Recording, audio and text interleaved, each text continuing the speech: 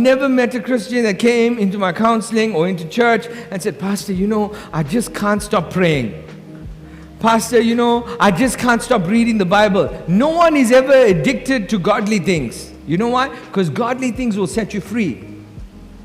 It's only other things that are addictive. Alcohol, substances, things you watch on the TV, laziness, big addiction. Complacency, big addiction. Money, big addiction. You're addicted to all that stuff, it'll make you lazy. It'll make you not want to pursue God. Okay? So, here's my encouragement for you on the 7th day of fasting.